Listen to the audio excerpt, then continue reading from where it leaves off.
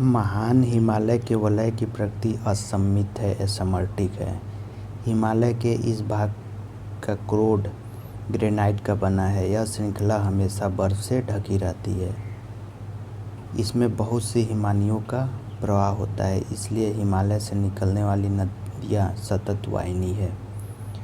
महान हिमालय के दक्षिण में स्थित श्रृंखलाओं को लघु हिमालय या मध्य हिमालय कहा जाता है।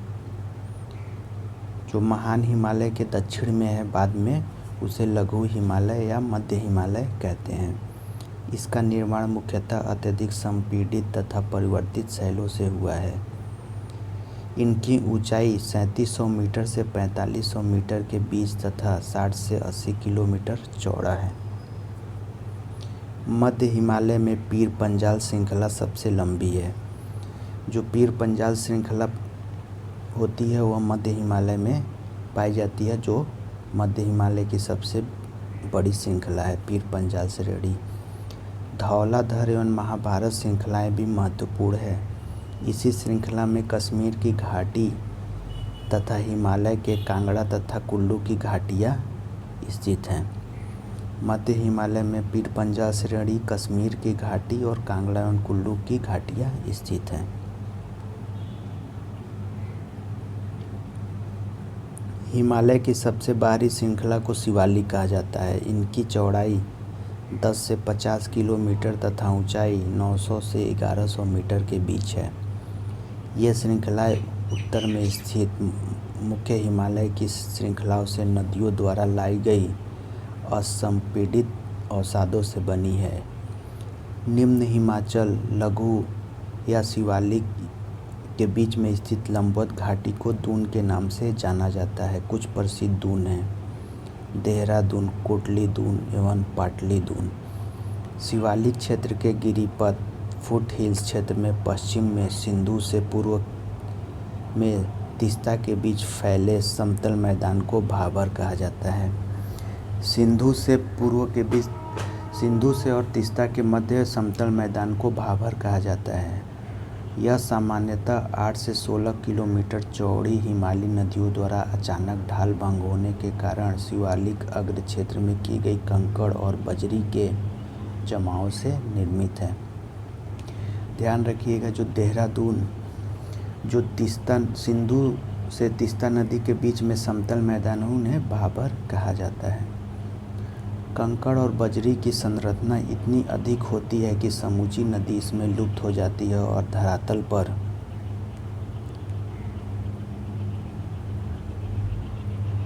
केवल सूखी घाटी ही दिखाई पड़ती है। भाबर मैदान की चौड़ाई पूर्व में कम और पश्चिम भाग में अधिक पाई जाती है। भाबर के दक्षिण में 15 किलोमीटर चौड़ा दलदली क्षेत्र फैला हुआ है, जिसे तराई कहते हैं। जो भाबर के निचला एरिया है, जो दक्षिण में है, उन्हें तराई कहते हैं। मध्य हिमालय के उत्तर में ट्रांस हिमालय स्थित है। महान हिमालय के उत्तर में ट्रांस हिमालय उत्तर है, तिब्बत वाले क्षेत्र में कश्मीर के ऊपर। पामीर की गांठ तिब्बत ट्रांस हिमालय में ही स्थित है। काराकोरम, लद्दाख और जास्कर श्रेणी ट्रांस हिमालय का भाग है। ध्यान रखिएगा, काराकोरम, लद्दाख और जास्कर ये ट्रांस हिमालय का भाग है। काराकोरम, लद्दाख और जास्कर। हिंदू धर्म का पवित्र कैलाश पर्वत ट्रांस हिमालय पर्वतमाला के पश्चिमी हिस्से में स्थित है। हिंदू धर्म का जो पवित्र कैलाश पर्वत है वह ट्रांस हिमालय पर्वतमाला के पश्चिमी हिस्से में स्थित है। हिमालय की पश्चिम से पूर्व तक स्थित क्षेत्रों के आधार पर बनी विभाजित किया गया है। इन वर्गीकरणों को नदी घाटियों की सीमाओं के आधार पर किया गया है। उदाहरण के लिए, समतल एवं सिंधु के बीच स्थित हिमालय के भाग को पंजाब हिमालय के नाम से जाना जाता है। जो सतलज और सिंधु के बीच स्थित हिमालय के भाग को पंजाब हिमालय के नाम से जाना जाता है। पश्चिम से पूर्व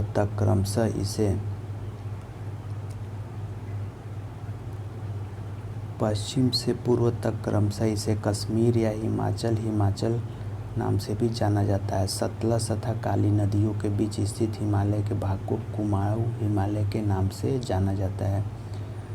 जो सतलज और काली नदी हैं जो नेपाल के बॉर्डर के पास हैं, वहाँ तक के हिमालय को कुमाऊँ हिमालय के नाम से जाना जाता है। और फिर जो काली और तीस्ता नदियों के बीच स्थित हिमालय के भाग को नेपाल के हिमालय के नाम से जाना जाता है। तीस्ता नदी सिक्किम में पड़ती है।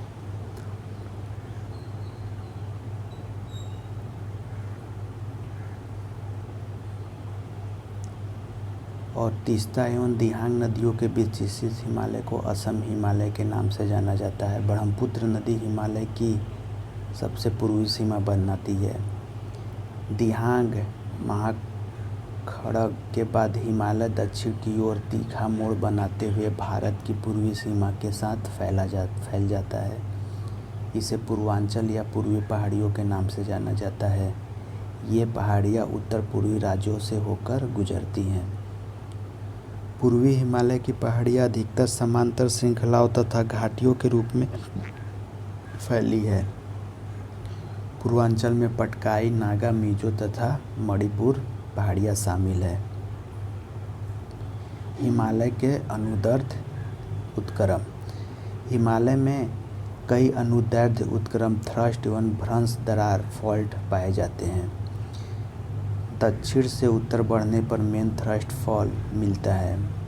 Main thrust fall main frontal thrust एवं एमबीपीएफ मेन बाउंड्री फॉल्ट के उप हिमालय का विस्तार है। एमबीटी एवं एमसीटी मेन सेंट्रल थ्रस्ट के मध्य लघु हिमालय का विस्तार है।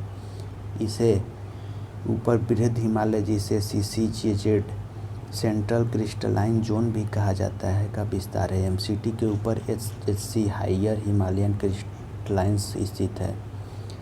तिब्बत हिमालय एचएचसी एवं एसटीडीएस साउथ तिब्बतियन डिटैचमेंट सिस्टम के मध्य अवस्थित है।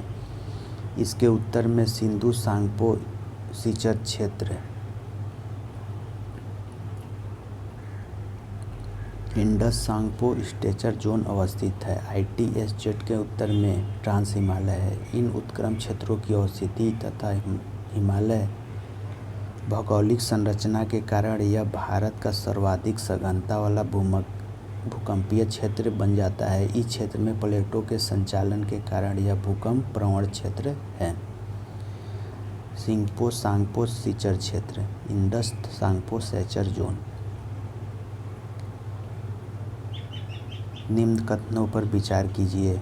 कथन ए, हिमालय से निकलने वाली सभी नदियाँ सतत वाहिनी है।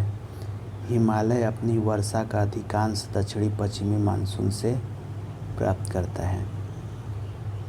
ये कथन ए सही है और बी आर भी सही है, परंतु ये आर की सही व्याख्या नहीं करता है, क्योंकि ये दोनों अलग अलग चीज़ें हो गई। हिमालय अपनी वर्षा का अधिकांश दक्षिणी पश्चिमी मानसून से प्राप्त करता है।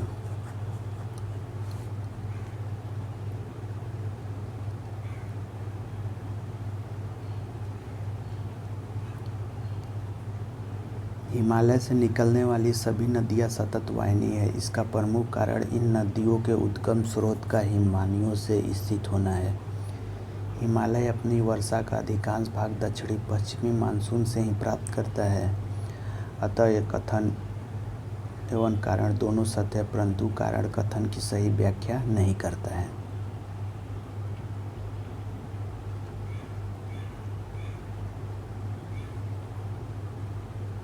निम्नलिखित कथनों पर विचार कीजिए। हिमालय से निकलने वाली नदियाँ सतत वाहिनी है। हिमालयी नदियों का उद्गम स्रोत हिमानियों में स्थित है। ये दोनों कथन सही है और ये दोनों एक दूसरे से रिलेटेड हैं, इसलिए कथन ए और आर दोनों सही है और आर ए की पुष्टि करता है, क्योंकि हिमालय से निकलने वाली नदियाँ सतत वाहिनी का कारण यहाँ से उद्गम स्रोत हिमानियों में स्थित है। इसीलिए हिमालय की रचना समानांतर वलय श्रेणियों में हुई, जिसमें वह प्राचीनतम श्रेणी है, बृहत हिमालय श्रेणी। हिमालय की रचना समांतर वलय श्रेणियों से हुई है, जिसमें से प्राचीनतम श्रेणी है बृहत हिमालय श्रेणी, प्राचीनतम श्रेणी है। उपयुक्त विकल्पों के अनुसार बृहद हिमालय सबसे प्राचीनतम श्रेणी ओलिगोसीन युग 25 से 40 मिलियन वर्ष पूर्व है। इसके पश्चात लघु हिमालय श्रेणी मध्य मायोसीन 14 मिलियन वर्ष पूर्व है तथा शिवालिक सबसे नवीनतम प्लायोसीन युग 5 से 1.7 मिलियन वर्ष पूर्व है। बृहद, लघु एवं शिवालिक हिमालय श्रेणियों का उत्थान टर्शियरी काल के विभिन्न युगों में हुआ है। जो बृहद हिमालय है उसका ओलिगोयूसीन युग में हुआ है और लघु हिमालय मायोसीन युग में 14 मिलियन वर्ष पूर्व और शिवालिक 5 से 7 मिलियन वर्ष जो नवीनतम सबसे श्रेणी है।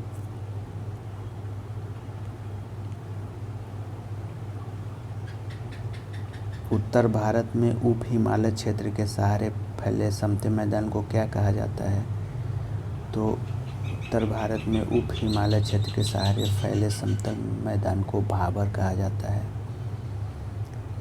उप हिमालय क्षेत्र के गिरिपत्र क्षेत्र में पश्चिम से सिंधु में, पूर्व में तीस्ता के बीच फैले समतल मैदान को भाबर कहा जाता है। यह सामान्यतः 8 से 16 किलोमीटर चौड़ी हिमालय नदियों द्वारा अचानक ढाल भंग होने के कारण शिवालिक के अग्र क्षेत्र में की गई कंकड़ और बजरी के जमावट से निर्मित हुआ है। अतः विकल्प डी सही उत्तर है।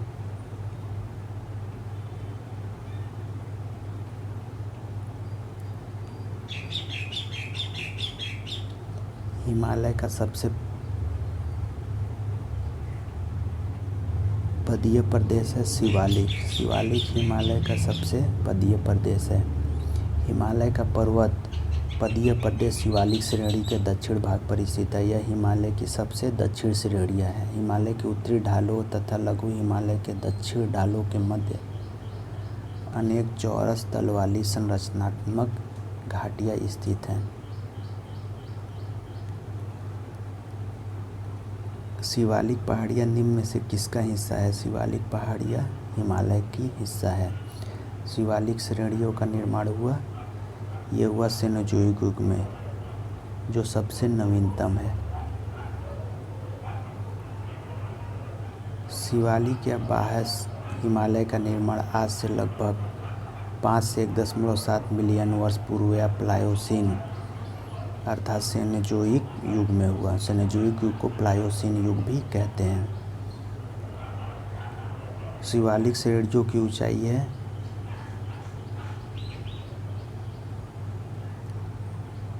यह सबसे शिवालिक श्रेणी की ऊंचाई एवरेज सबसे कम होती है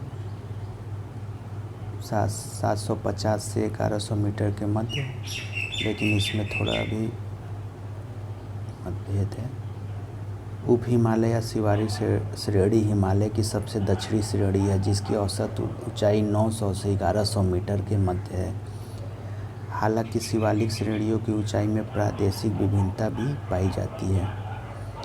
शिवालिक शैल, इसलिए इसमें से कोई उत्तर नहीं मिला है। 900 से 1100 मीटर के मध्य माना जाता है शिवालिक श्रेणियों की ऊंचाई। शिवालिक शैल समूह के दक्षिण में भाबर क्षेत्र उदाहरण है। भाबर क्षेत्र गिरिपथ की स्थिति का उदाहरण है। भाबर क्षेत्र गिरिपथ की।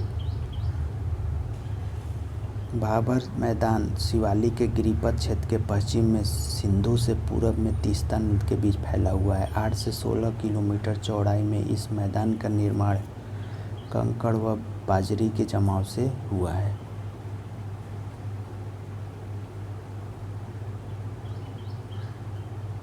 हिमालय पर्वतश्रेणियाँ निम्नलिखित में से किस राज्य का हिस्सा नहीं है? ये उत्तर प्रदेश राज्य की हिस्सा नहीं है। बाकी उत्तराखंड, सिक्किम और हिमाचल प्रदेश का हिस्सा है। भारत के प्रमुख हिमालयी राज्य केंद्र शासित प्रदेश निम्नलिखित है: जम्मू और कश्मीर, लद्दाख, हिमाचल प्रदेश, उत्तराखंड, सिक्किम, अरुणाचल प्रदेश, मेघालय, नागालैंड, मणिपुर, मिजोरम, त्रिपुरा। इनके अलावा असम और पश्चिम बंगाल के पहाड़ी क्षेत्र भी इसके अंतर्गत आते हैं, जबकि उत्तर प्रदेश का विस्तार मैदानी क्षेत्र में है।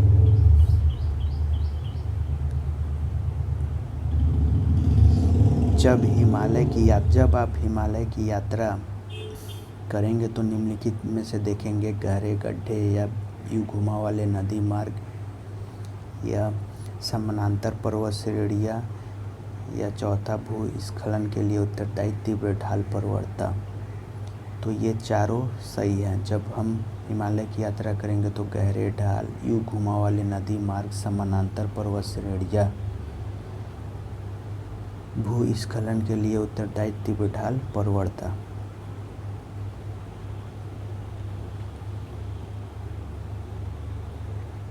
उपर्युक्त सभी हिमालय के नवीनवलित पर्वत के साक्ष्य कहे जा सकते हैं। गहरे गड्ढे, यू घुमाव वाले नदी मार्ग, समानांतर पर्वत श्रेणियाँ एवं भूस्खलन के लिए उत्तरदायी तीव्र ढाल प्रवणता जैसे लक्षण हिमालय पर सरलता से देखे जा सकते हैं।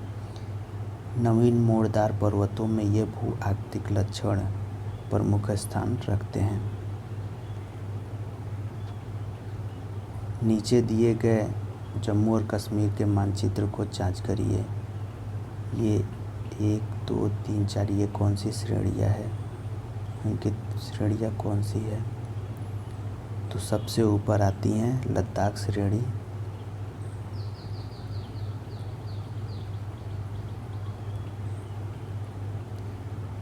उसके बाद पीर पंजाल, उसके बाद काराकोरम और फिर जास्कर। पहला है लद्दाख, फिर दूसरा है, ये पहला है लद्दाख, ये है पीर पंजाल,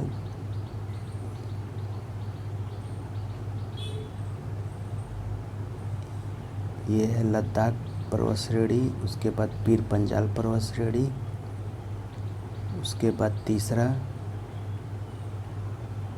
काराकोरम है, काराकोरम तीसरा, और चौथा है जास्कर श्रेणी। ये ऐसे में ये जब पूछेगा पश्चिम से पूर्व की ओर, नहीं, जब ये पूछेगा पूर्व से पश्चिम की ओर। पहला है लद्दाख श्रेणी, फिर दूसरा जास्कर श्रेणी, तीसरा काराकोरम श्रेणी,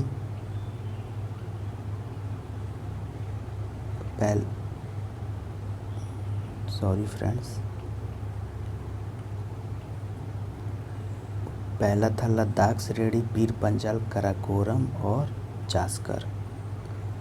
जम्मू और कश्मीर 31 अक्टूबर 2019 से पूर्व को दिए गए उपयुक्त मानचित्र को 1-2 से अंकित पर्वत श्रेणियाँ इस प्रकार है। काराकोरम श्रेणी, और जब पूर्व से पश्चिम की ओर तो काराकोरम श्रेणी, लद्दाख श्रेणी, जास्कर श्रेणी एवं पीर पंजाल।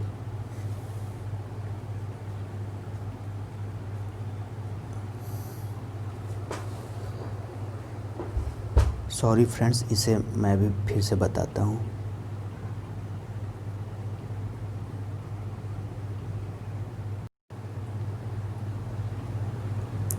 ये पहला है काराकोरम श्रेणी, फिर लद्दाख श्रेणी, फिर तीसरा जास्कर श्रेणी और चौथा पीर पंजाल श्रेणी।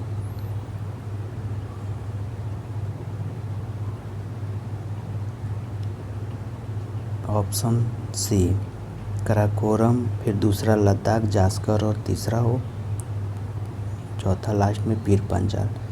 जम्मू और कश्मीर 31 अक्टूबर 2019 से पूर्व को दिए गए उपयुक्त मानचित्र में 1, 2, 3 और 4 से अंकित पर्वत श्रेणियाँ इस प्रकार है। काराकोरम श्रेणी, लद्दाख श्रेणी, जास्कर श्रेणी और पीर पंजाल। लघु हिमालय स्थित है मध्य में। लघु हिमालय ट्रांस हिमालय और महान हिमालय के बीच में है। नहीं, शिवालिक और महान हिमालय के बीच में लघु हिमालय है। लघु हिमालय शिवालिक तथा महान हिमालय के मध्य स्थित है। हिमालय का अनुदैर्ध्य विभाजन उत्तर से दक्षिण की ओर इस प्रकार है। ट्रांस हिमालय, महान हिमालय, लघु हिमालय, शिवालिक हिमालय। पश्चिमी भाग में हिमालय की श्रेणियों को दक्षिण से उत्तर की ओर निम्नलिखित में से कौन सा क्रम सही है? दक्षिण से उत्तर की ओर तो सबसे पहले शिवालिक है, फिर लघु हिमालय है, फिर महान हिमालय। पश्चिमी भाग में हिमालय की श्रेणियों में सबसे दक्षिण में शिवालिक श्रेणी है। इसके बाद उत्तर की ओर क्रमशः लघु एवं मध्य हिमालय एवं महान हिमालय है।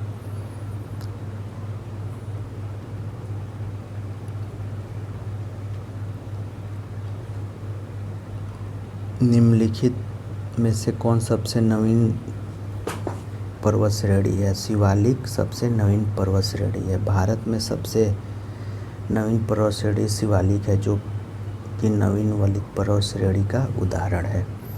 निम्नलिखित में से कौन सी चट्टान शिवालिक पर्वत श्रेणी प्लायोसीन युग में उत्पत्ति हुई है, सेनोजोइक युग भी जिसे कहा जाता है, और इसकी एवरेज ऊंचाई 900 से 1100 मीटर के होती है।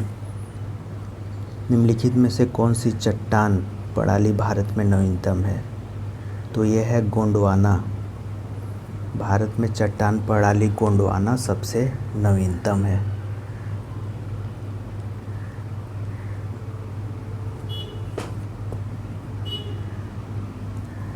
धारवाड़ क्रम की चट्टानों का निर्माण आर्कियन क्रम की चट्टानों के रूपांतरण अथवा भ्रंशन से हुआ। यह शिला अत्यधिक धात्विक है, जिसमें सोना,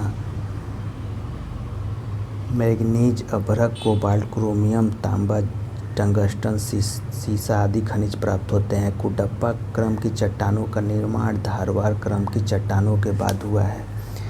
विंध्य क्रम की चट्टानों का निर्माण कुडप्पा क्रम की चट्टानों के बाद हुआ है। इनमें चूने का पत्थर, बलुआ पत्थर, चीनी मिट्टी तथा वर्ण मिट्टी प्राप्त होती है। विंध्य क्रम की चट्टानों के काफ़ी समय बाद गोंडवाना क्रम की चट्टानों का निर्माण हुआ। भारत का अधिकांश कोयला गोंडवाना क्षेत्र से ही प्राप्त होता है। इस क्षेत्र में कोयला उच्च श्रेणी का होता है।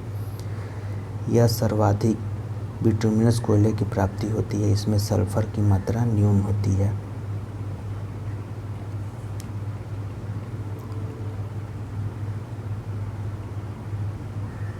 उसका सही आंसर है गोंडवाना। चट्टान प्रणाली गोंडवाना सबसे नवीनतम पर्वत श्रेणी है। अधोलिखित उच्चावच आकृतियों पर ध्यान दीजिए। पहला जास्कर पर्वत श्रृंखला, दूसरा धौलाधार पर्वत श्रृंखला, तीसरा लद्दाख पर्वत श्रृंखला या काराकोरम पर्वत श्रृंखला।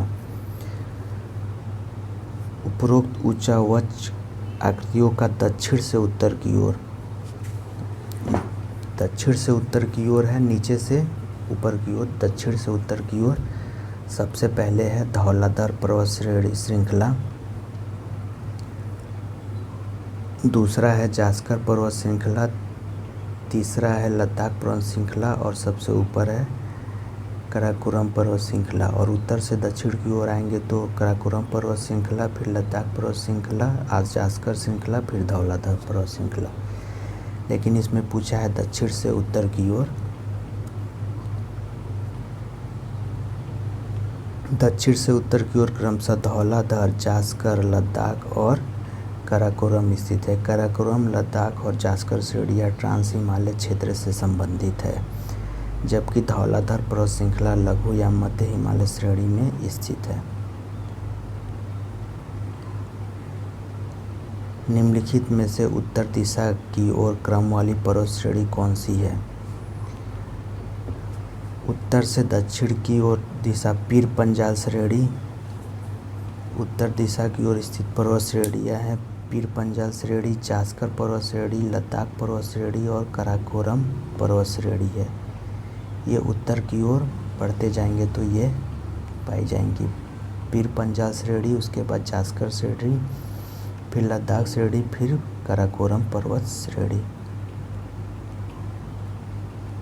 दक्षिण से उत्तर दिशा की ओर स्थित पर्वत श्रेणियाँ क्रमशः पीर पंजाल, जास्कर, लद्दाख तथा काराकोरम है। पीर पंजाल पर्वत श्रेणी मध्य हिमालय के क्षेत्र में स्थित है, जबकि अन्य ट्रांस हिमालय क्षेत्र से संबंधित है। अतः स्पष्ट है कि विकल्प सी सही उत्तर है।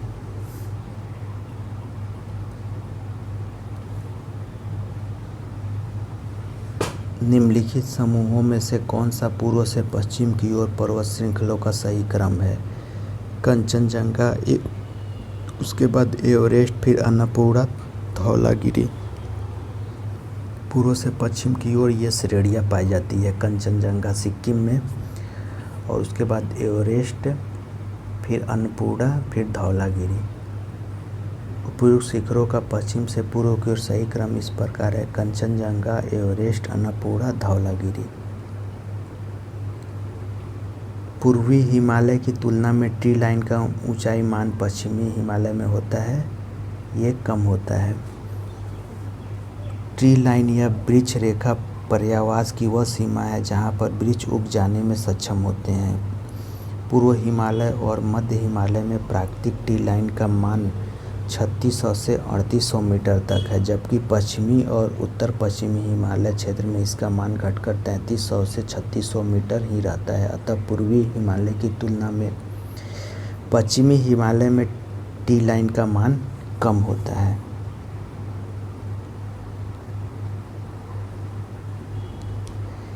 हिमालय की पहाड़ी श्रृंखला में ऊंचाई के साथ साथ निम्न कारणों में वनस्पति आता है: तापमान में गिरावट, वर्षा में बदलाव, मिट्टी का अनुपजाऊ होना और तेज हवा। 1, 2 और 3।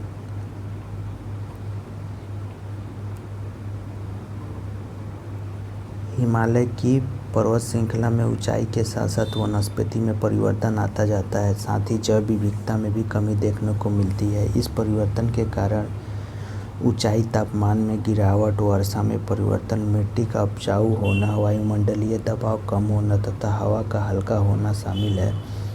इसके अतिरिक्त ऊंचाई बढ़ने के साथ भू क्षेत्र का कम होना, जलवायु में परिवर्तन तथा अक्षांशीय स्थिति का भी प्रभाव पड़ता है।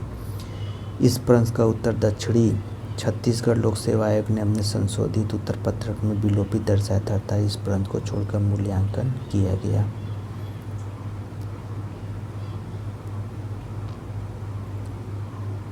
इसका ऑप्शन 1, 2 और 3 सही है, चौथा सही नहीं है। पहाड़ी श्रृंखला में ऊंचाई के साथ साथ निम्न कारणों में वनस्पति में परिवर्तन आता है। धन्यवाद फ्रेंड्स, बाकी अगले पार्ट में पढ़ेंगे।